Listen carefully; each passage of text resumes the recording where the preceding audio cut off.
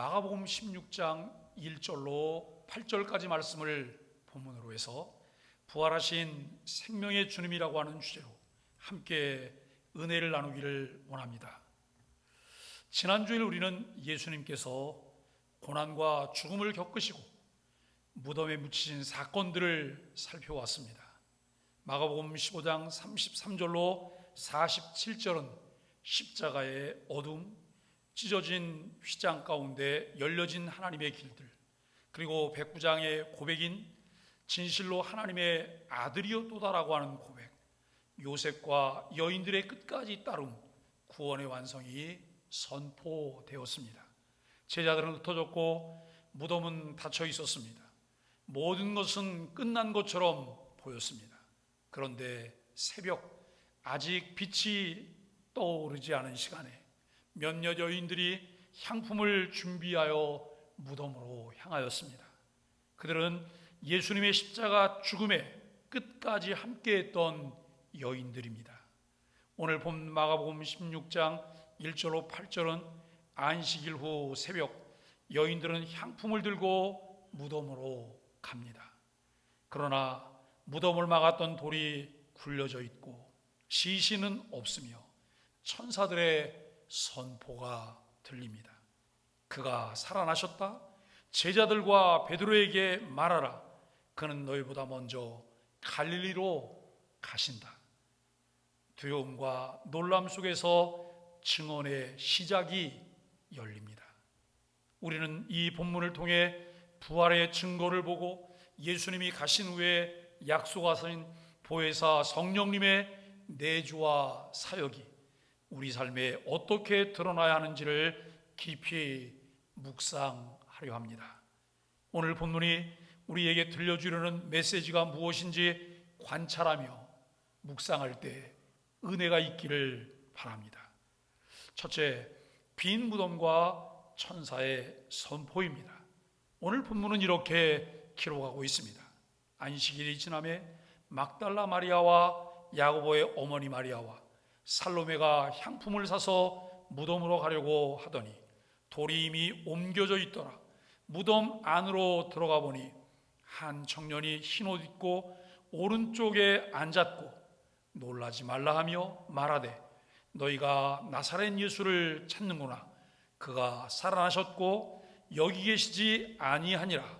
보라, 너희가 그를 두었던 그 자리를 보라고 말씀합니다. 여인들은 향품을 사서 예수님의 시신에 바르려고 했습니다. 그러나 무덤 문 앞에 이르렀을 때 돌은 이미 굴려져 있었고 무덤 안에는 예수님의 시신인 그의 몸이 없었습니다. 청년으로 보이는 천사가 놀라지 말라, 그가 살아나셨고 여기 계시지 아니하니라라고 선포합니다. 이는 단순한 빈 무덤의 발견이 아닙니다. 죄의 싹스로 주어진 죽음이 파괴력을 잃었고 예수님이 생명의 주로 다시 살아나셨음을 선포하는 사건입니다. 이 천사의 선포는 우리에게 세 가지 메시지를 들려주고 있습니다. 첫째는 놀라지 말라고 합니다. 영적 진실 앞에서 경외와 믿음을 준비하라는 초대이기도 합니다. 두 번째는 살아나셨다고 합니다.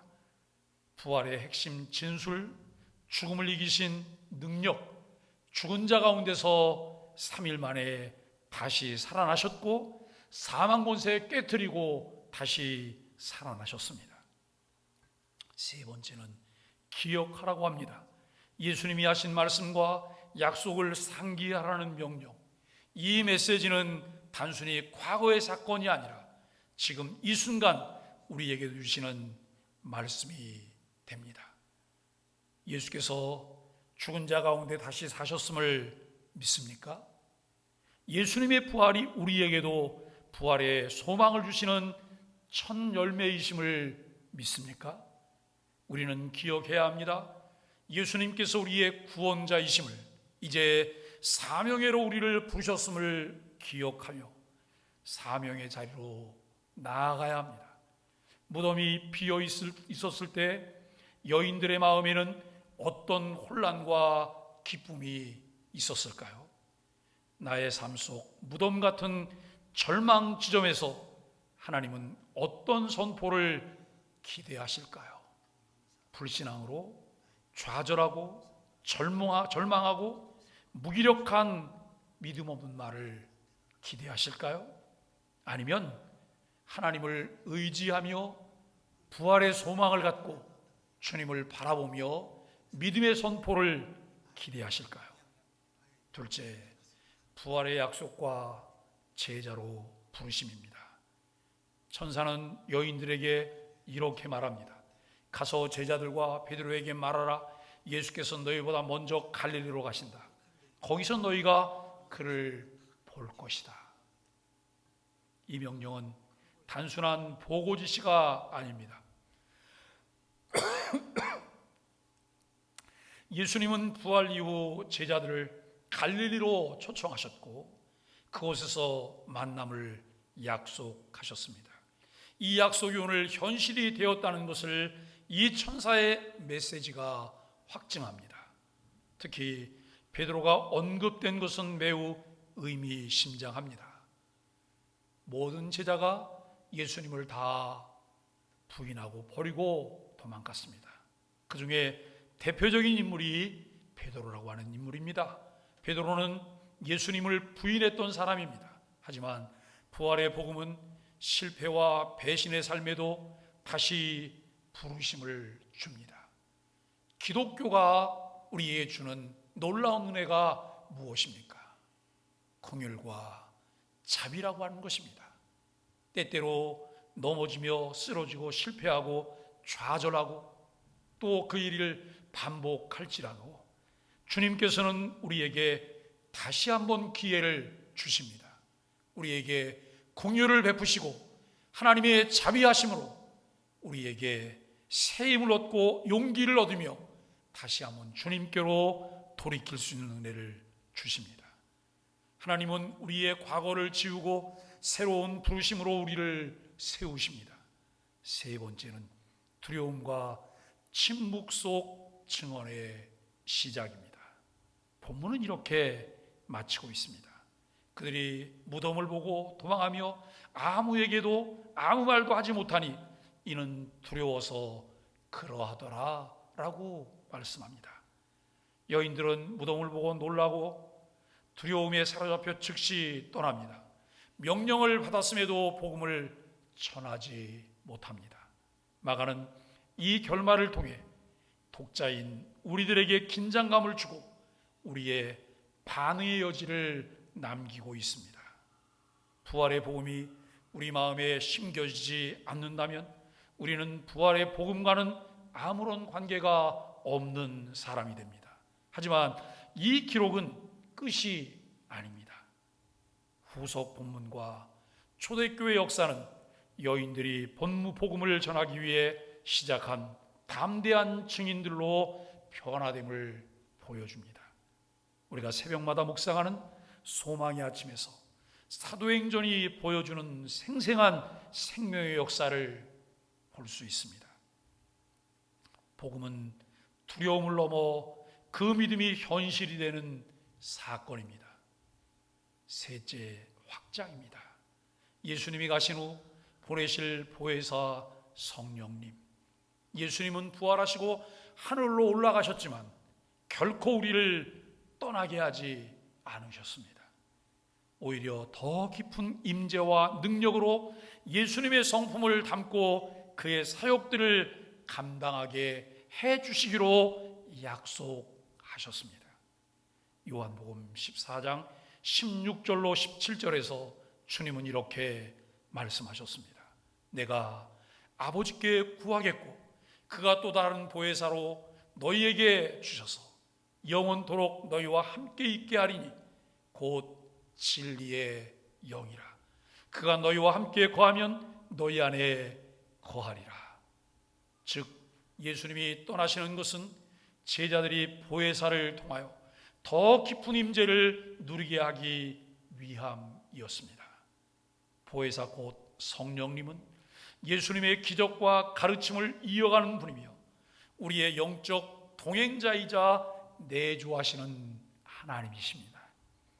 또한 로마서 8장 9절은 그리스도의 영이 너희 안에 거하시면이라고 말합니다. 그리스도의 영이 너희 안에 거하시면 그 영이 우리 내면에서 역사하심을 강조합니다. 개혁주의 신앙에서는 이 성령의 내주를 매우 중요하게 보고 있습니다. 예수님은 십자가로 우리를 구속하셨고 부활하신 후 그 성취를 기반으로 성령님을 보내셨습니다.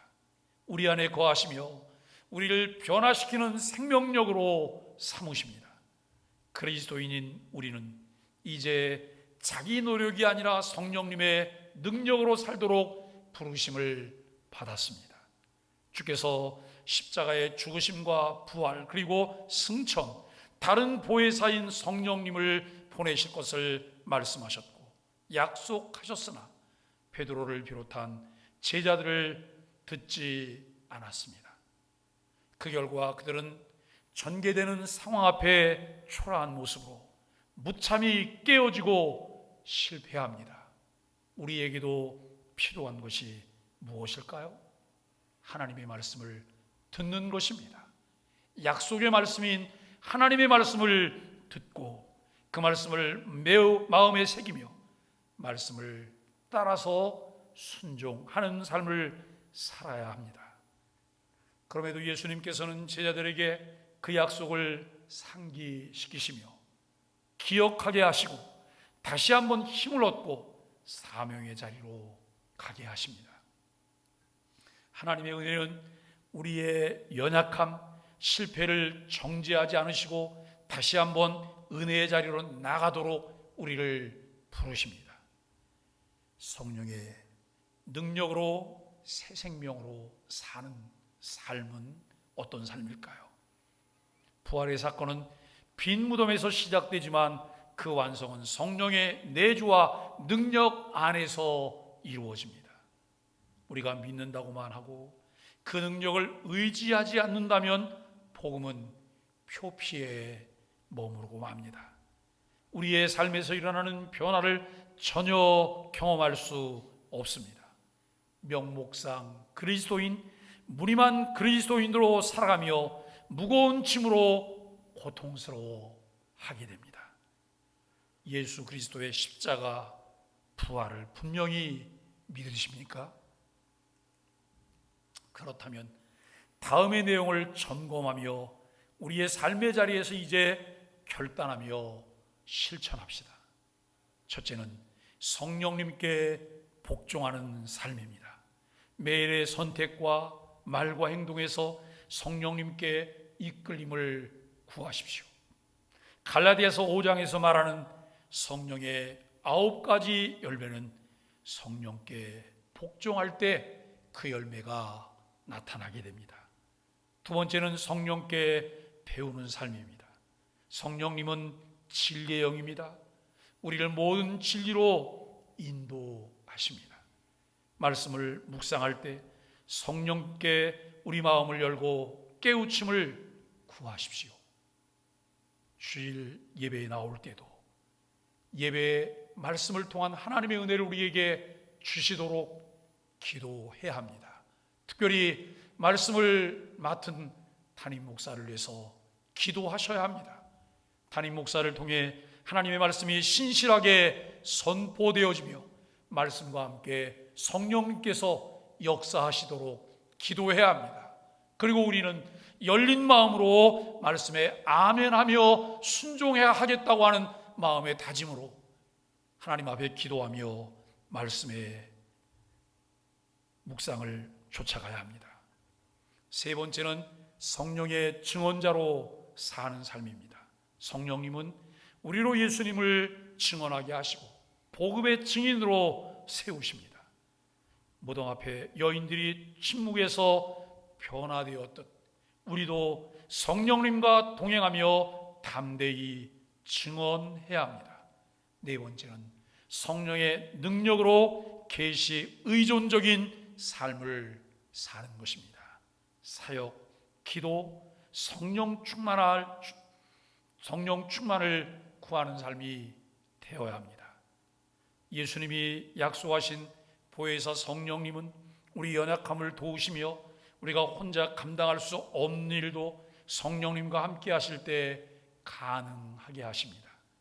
사랑하는 소망의 가족 여러분, 부활은 빈 무덤의 모습만이 아닙니다. 부활은 살아계신 주님, 그리고 그분이 우리 안에 거하시는 성령의 능력이 현실이 되는 사건입니다. 예수님이 가신 그 길 위에서 우리는 성령님과 함께 걸어가야 합니다. 주님도 오늘 우리에게 이렇게 묻습니다. 너는 나를 믿느냐?